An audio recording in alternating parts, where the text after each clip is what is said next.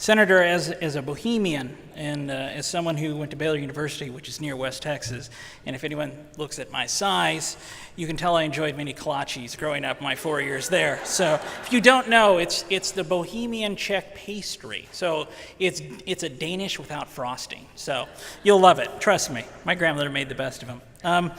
I can't do a better intro than what you did, Senator. Since 2009, the Franklin Center has been leading the fight in the state capitals to tell the stories that nobody else will tell. Because of a strategic partnership with many state think tanks across this country, we've grown from 8 states to nearly 40 states, producing daily stories on the issues that matter. We tell our reporters, if you walk into a room and there are 10 other reporters there, turn around and go find something else to write about. Because if you can't find a corrupt elected official, a corrupt bureaucrat by swinging a dead cat in the state capitol, then you're probably not doing your job and you're not going to be at our organization for too long. But I want to talk about somebody else tonight, and that's Andrew Breitbart. I had the honor of meeting him once at a baseball game in St. Louis. And I think it is a piggyback on something that Michelle said about humanity, and I told the story at last Breitbart Awards that the thing that most impressed me about this man is that he walks into the skybox, and it's like Charleston Heston. It's parting of the waters. It's, oh my gosh, Andrew is here. And he has his son with him. And he says, you know what, guys, we got plenty of time to talk. I'm going to go sit and watch a few innings of the Cubs play the Cardinals with my son. He had his priorities right. And that's something that we should always remember about this man. But we are proud to once again, this is our second year to partner with the Heritage Foundation, to give this award to an individual who is willing to, I like to say, pay the price. And that's a challenge I also want to say that I think Andrew would have for everybody here tonight, our friends, our families, the organizations we work at. What price are you willing to pay to tell the truth?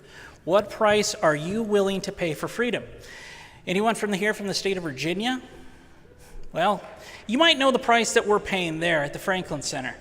You guys might know a gentleman by the name of Terry McAuliffe. He's running for governor. And, well, he started a green energy car company in 2009. We started to do an expose of stories on this in December, and he didn't like that. So the company, 3 weeks ago, filed an $85 million lawsuit against us because we told the truth. Now, I can't wait to depose Terry with our lawyers. And if they thought that they were going to intimidate us, if they thought that we weren't going to stand up for the First Amendment, I got 3 words for you. Bring it on.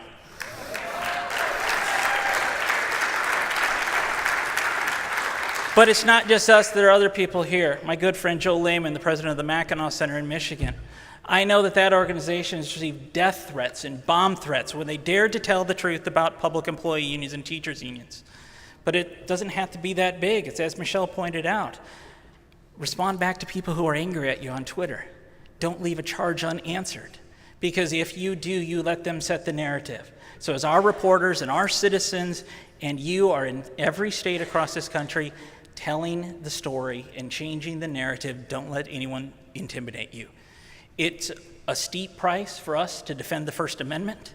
It's a steep price to stand in the arena and get attacked because we're conservative, because we believe in the Bill of Rights, because we believe in the Constitution, we support the 10th Amendment, we love the Second Amendment.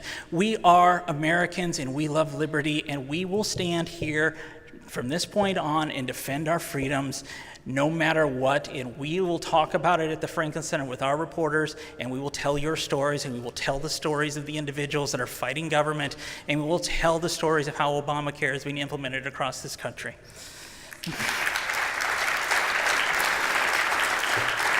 But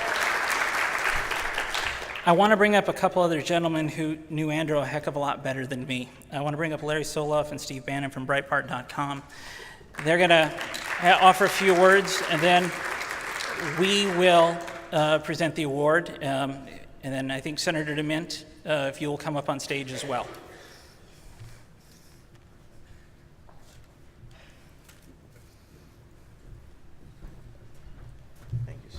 Thanks, Jason. Yeah, thank you very much. Steve and I, on behalf of ourselves and Susie Breitbart and Andrew and Susie's 4 children, as well as the company Breitbart News Network, wish to thank the Franklin Center and the Heritage Foundation for honoring Andrew, his legacy, and his fearless brand of journalism with this 2nd annual Breitbart Award.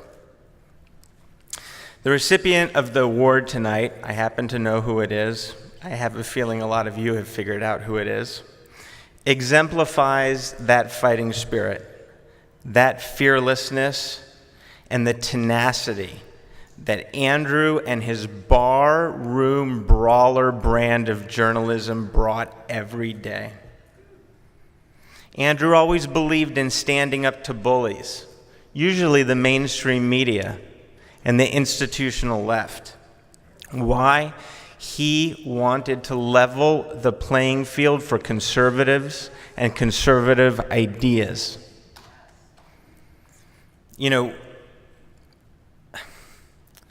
something that Michelle said and something that Jason said reminded me of something. There is a price to pay for standing up for your principles at times.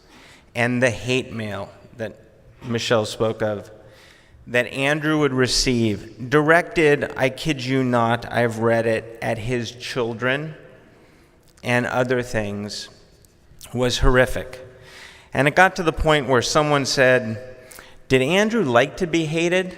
Because he ended up getting so much vitriol from the left and the mainstream media. And a really good friend of Andrew's, I think, put it best at his funeral. And he said, no, Andrew didn't like to be hated. But what he loved doing was absorbing that hate so that others didn't have to.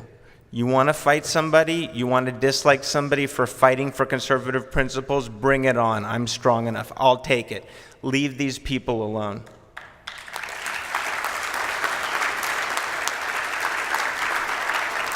And Andrew lived that every day of his life. Andrew had tremendous admiration and respect for tonight's recipient and for, I'll keep you in suspense, his or her tireless and fearless work on behalf of conservative principles and something that Andrew also held dear: more voices, not less. So we, Steve and I, are so happy to be here in person to present the 2nd annual Breitbart Award to Michelle Malkin.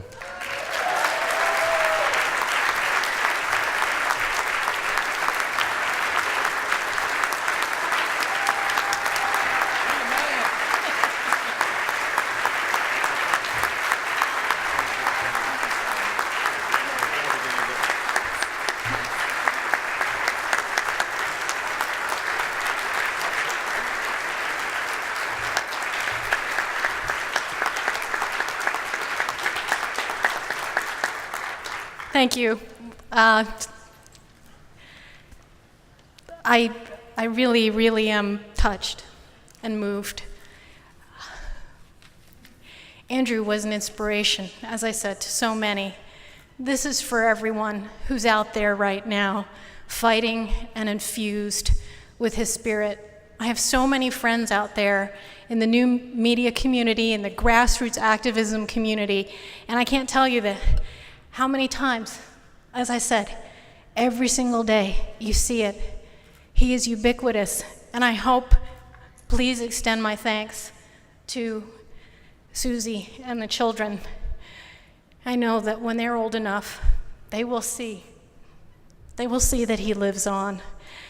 And to remember that fighting spirit of never giving up, and going back and reading or listening to that CPAC speech, because there was something else he said there that I think is very important, especially as we fight, like I said, sometimes amongst ourselves, but remember the big picture and the big perspective, that in the end, we do need to unify if we are going to take this country back. Thank you.